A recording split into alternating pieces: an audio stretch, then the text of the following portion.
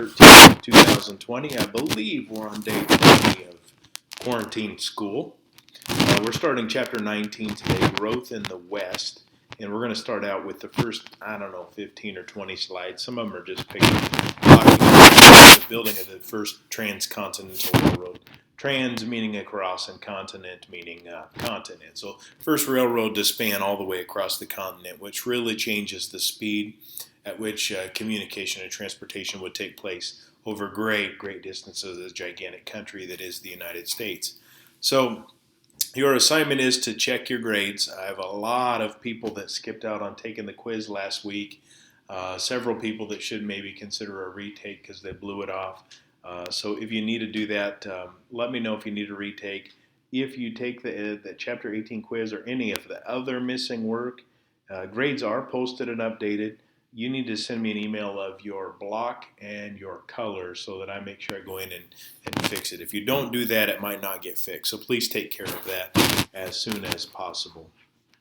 Let's take a look real quick at the week that is to come. So this is today, Monday. Today we're check your grades, growth of the West, Transcontinental Railroad, thinking about the why was it going to be built, who was going to build it, where was it going to be built, slides 1 through 19. Zooms today at 10:30 and 12:30, just kind of for the sake of discussion. Tomorrow, Tuesday, Chinese exclusion. So not just African Americans in the United States that were persecuted because of who they were, but also the Chinese and the Irish, who were the two largest groups of workers on the railroad. Miners and ranchers. Here's a pretty good story about a guy nicknamed Pancake. Pancake, that sounds like a good nickname. Cattle drive, stockyards. So we see Omaha becoming a player in our history, not just because of the stockyards, but also up here because of the Transcontinental Railroad. Struggles for Native Americans to survive, the vast numbers of buffalo or bison on the plains, massacre that we're going to talk about at Wounded Knee, and then we'll question, was it really a massacre? What does life look like on a Native American reservation today? A lot of slides, but mostly pictures. And then on Friday, farm economics, and I've got a really cool picture that I want to share with you on Friday. And it'll take us maybe till Monday or Tuesday next week to finish up chapter 19. So you guys are doing a great job. Keep up the good work. So let's go back and start fresh with chapter 19 notes here. I'll maximize my screen. I don't want to put it into presentation mode because I'm going to flip to a few different slides, but I'll maximize the screen for us here. All right. Our first discussion is about the building of the Transcontinental Railroad. Now, this is an idea in Lincoln's mind before the bullet in Lincoln's mind. Ha ha ha, that was funny. Before the bullet, get it, Terry, before the bullet went into him. Yeah, so he had thought about building the Transcontinental Railroad a long time before the end of the war. And it kind of starts with a couple of key players. The guy in the top right of the picture there, his name's Grenville Dodge. Grenville Dodge is going to be one of the leaders, and Nathan Phillips Dodge. Dodge Street in Omaha, okay, named after these two guys. They're going to be the leaders of the Union Pacific Railroad, one of the biggest railroad companies in the world then. The Union Pacific is the largest railroad company in the world today. And its headquarters is in Omaha. Well, Grenville Dodge has kind of an interesting history. Before he becomes a railroad executive, he graduated from college. He wasn't born poor. He was born not really rich, but well-to-do. His father's name, I thought it was a cool name, Sylvanus. I don't remember what his mom's name is, but that doesn't matter right now. Neither does his dad's name. Anyway, the guy fights in the Civil War. He's General Grant's chief intelligence officer. And at one point, 1863-ish, 1864, Abraham Lincoln summons Grenville Dodge to a meeting. And Dodge thought he was going to be in trouble because he really went out a lot during the war and recruited African-American soldiers to the point where it upset some people. And he thought maybe he was in trouble for doing that. And the reality of it was because of his engineering experience, Abraham Lincoln wanted him to go scout out a place, a jumping off place near the Missouri River for the start of the eastern portion of the Transcontinental Railroad. So Grenville Dodge has that stake. And there was sort of a cool story, and how much of it's true, I'm not really sure, but there was some fighting between communities as to where should this railroad be built, or where should they start. You could get to St. Louis pretty easily by rail, and maybe even as far as western Iowa, but some people believe that the railroad should start in Nebraska City. It was an almost nothing town, but Omaha was almost a nothing town in the 1860s. And even in the beginning, there was some talk that Council Bluffs would be the starting point. And some of the village leaders or town leaders of Omaha may have done some bribing to get Grenville to bring, excuse me, the railroad to Omaha instead of Council Bluffs. So there was, not everything was fair and square back then, and probably isn't still today. So we'll come back to the Transcontinental Railroad, or excuse me, the Union Pacific's role in the Transcontinental Railroad here in a moment. The railroad that starts in California, in Sacramento, California, heading from west to east was called the Central Pacific. So the goal was for these two railroads to take off and meet somewhere in the middle. In the beginning, when it was first proposed, neither railroad company wanted anything to do with this because it was going to cost a fortune. It's going to cost way more than they could possibly ever hope to make back. And the government didn't have any money. They were in the middle of fighting a civil war. So all the government could do was loan them money and, letter C there, number 2, give them land. So I don't know if you remember way back a long time ago. I wish I had a whiteboard I could draw it out for you. But we divided all of the territory and the territories up into townships and sections. Remember all the squares and the checkerboards? So what the government did is they said for every mile of rail that a railroad company would build, they would get 10 square miles every other section, 10 square miles out on both sides of the railroad track. And they could do with it whatever they wanted. So someday when the land would get settled, they could sell it. Or in the instance of the Union Pacific and the Burlington Northern Railroads, which travel through Nebraska, almost always hauling coal. A lot of the coal that they're hauling is actually on railroad land that was granted to them by the government. So their payment wasn't short term. It wasn't give me a pile of money now. It was going to take a lot of money and a lot of investment by the Dodge brothers and the Union Pacific Railroad and investors and the men on the Central Pacific. It was going to take a lot of money and a lot of time to do this. But land was the biggest give me in this. The railroad wanted that land. So the largest owners of land in the world at that time, besides governments, became the Union Pacific Railroad and the Central Pacific Railroad, which also gave them purpose and reason to move as fast as they could in building this thing. The Central Pacific hired a lot of Chinese immigrants out of California. They were known to be super hard workers, and this sounds very unfortunate, but they were also known to be expendable, which means if a Chinese worker died while building the railroad tracks, they just get a new Chinese worker. The Union Pacific hired Irishmen and ex-soldiers from the Civil War.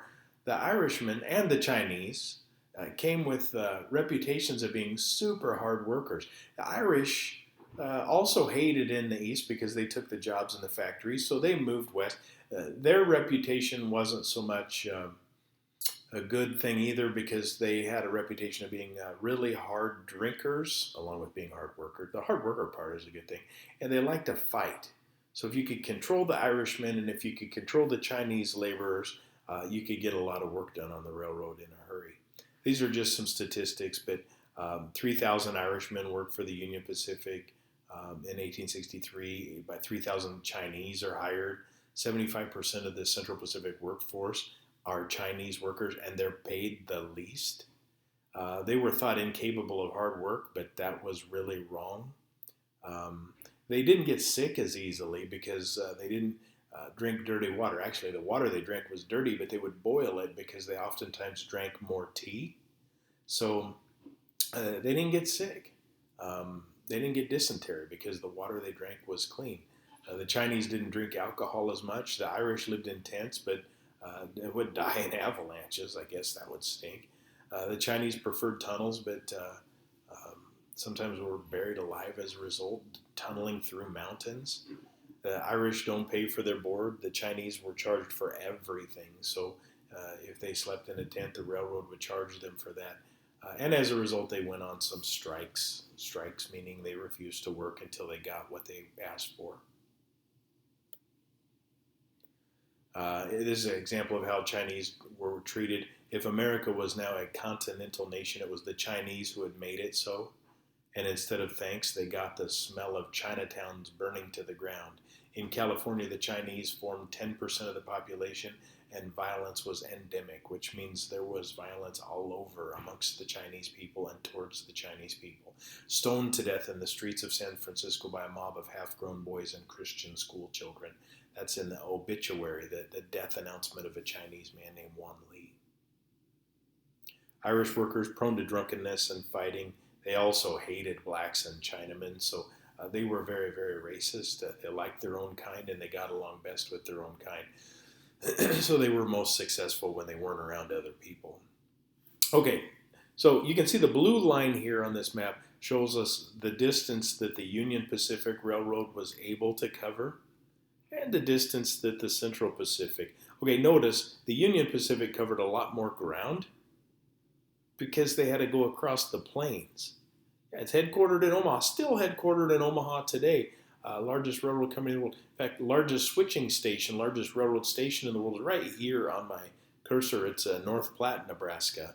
Thousands of locomotives there at any given time. Pretty cool thing to see.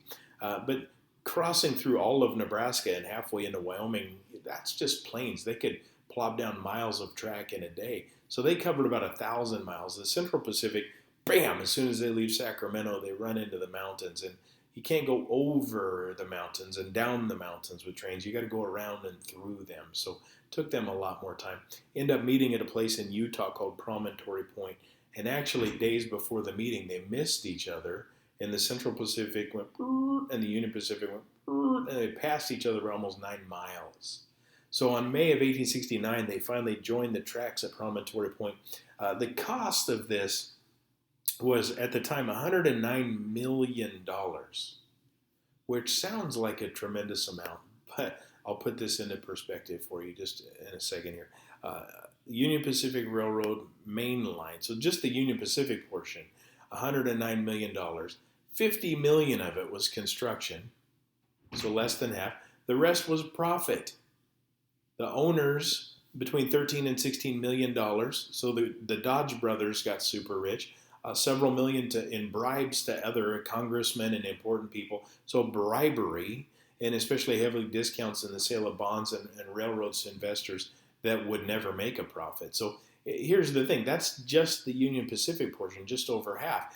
$109 million in 1869. What does that equal today? That's always a question some of you have in my class. Check this out. $109 million in 1869 money is equivalent to $2,715,808,000. That's about what the government has spent in the third relief bill that's sending your parents maybe some money and putting money into the economy while we fight through the COVID crisis. So $2 trillion is what, so think about that. If half of it was profit for the Dodge brothers and the owners of the railroad, that's $1 trillion in today's money. That's crazy money. But that's where they meet up. Just some pretty cool railroad pictures. By the way, you would not have wanted to be the first to travel on the Union Pacific or the Central Pacific because they were in such a rush or a race to throw down miles of track that they did a really horrible job. So they'd come back later and fix it. But it didn't matter how well it was built. It mattered how fast you could build it. So dangerous. Here's the track going through Nebraska. It follows the river because the land was already graded out by the river. And then if you notice the path there, the bluish, grayish, whatever, yeah, that's the distance out every other square mile that the railroad received in land. So huge quantities of land across all of the countryside, but this just shows us what Nebraska's portion is. Kind of cool. And here's where they meet. And if we were having class, we'd spend quite a bit of time looking at this picture, but this is a photograph where the photographer is standing south of the tracks facing north. This is at Promontory Point. This train here is the Central Pacific, and this train is the Union Pacific. And if we did a little research, we could figure that out based on the funnels on the trains and the names of the trains. I'll show you a more modern picture in a minute. But you'll notice a couple of things missing. You would expect that the crowd on the Central Pacific side might be heavily Chinese, and the crowd on the Union Pacific might be heavily Irish, but they weren't there. They didn't exist at the time. They're over here somewhere having a party, grilling out, having hot dogs and jello jigglers and whatever else, s'mores maybe over a campfire, but they weren't allowed there. These are investors and wealthy railroad people. These are the big guys, the big dogs. Here's the Central Pacific Railroad. Its locomotive is called the Jupiter, carries a load of wood for the steam boiler. So it gives you a little bit different angle. This is kind of a funny story. When they decided to drive the spikes, the night before, the Union Pacific and the Central Pacific leaders got together and they kind of partied a little bit and drank too much. The morning of, they get out. This spike hammer, it's got a pretty small head on it and a pick on it here. It's got a 6-foot-long handle to give you more leverage. Someone who was a railroader could swing this thing 3 times and drive one of these railroad spikes, you can see them right here, into the railroad tie with 3 strikes. 6 feet, you're a long ways away, easy to miss, but if you've done it thousands and thousands and thousands of times, it probably gets pretty easy. So they decided to drive a golden spike and a silver spike at Promontory Point to mark the point where the railroads meet. And the railroad executives get out. These are, chubby old rich guys that wear suits and probably have never done any work in their life. And they tried with little success to swing these things. By the way, they did not leave the golden spike, and probably was a foolish idea anyway because gold is so malleable. You strike it with this thing, it would flatten out. But they were removed right away. By the way, another interesting thing, before the Storm Chasers became the Storm Chasers, yes, they were the Omaha Royals, but in between, they were called the Golden Spikes for some time. And I believe the Union Pacific Railroad was I know that was the reason why they were called that, because of their headquarters in Omaha. So here are the 2 trains, just reconstructions. They aren't originals. They were rebuilt in New York City and dismantled and resent. So here's the Jupiter, and down here, I don't know what the Union Pacific's was called, but both of them originals ended up being sold for scrap for about $1,000, losing some pretty cool parts of history. These are railroads in the eastern part of America up to 1850s and 1860s. So they were all over the place. You can move anywhere by train. Less in the south, but we've talked about that before.